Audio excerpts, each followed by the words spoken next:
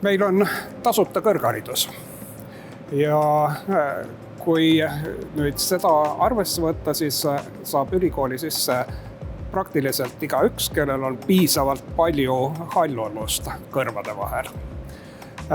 Majandusteaduskonnas pakutakse neile üliõpilastele igasuguseid teadmisi. Me koolitame raamatupidajaid, turundajaid, analüütikuid, igasuguseid spetsialiste, kes on igas ettevõttes ja organisatsioonis tegelikult vajalikud. Kahjuks tasuta kõrgharidus ei tähenda sugugi kuludeta kõrgharidust. Ja üliõpilased peavad seetõttu tööle minema.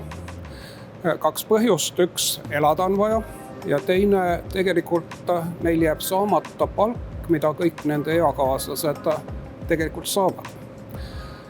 Ja selle probleemi lahenduseks oleme me majandusteaduskonnas välja mõelnud 2 tüüpi stipid, majandusteaduskonnas tipp ja lillestipp.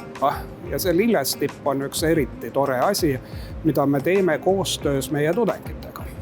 Tudengid räägivad oma sugulastega, kui nad lõpetavad ja selle asemel, et tuua lilli, annetavad need lähedased mingisuguse summa, lilleraha, eraldi fondi, kuhu majandusteaduskond paneb teise vähemalt samasuguse portsu kõrvale ja selle rahaga me teeme järgmistele üliõpilastele stipendiumid. Ainult mõned neist tulevad tööle, aga kokku kõikide üliõpilaste tulemus natukene läheb paremaks.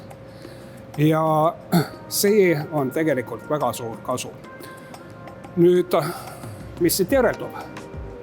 Head ettevõtjad, mõelge sellele, kuidas teie saate panustada. Ja tegelikult ei ole vaja Forbes 500 hulka kuuluda. Piisab ju ainult ühe hea ettevõtte, ühe inimese, 1 kuu palgast. Otsige see välja ja annetage tudengitele. Aitäh ette!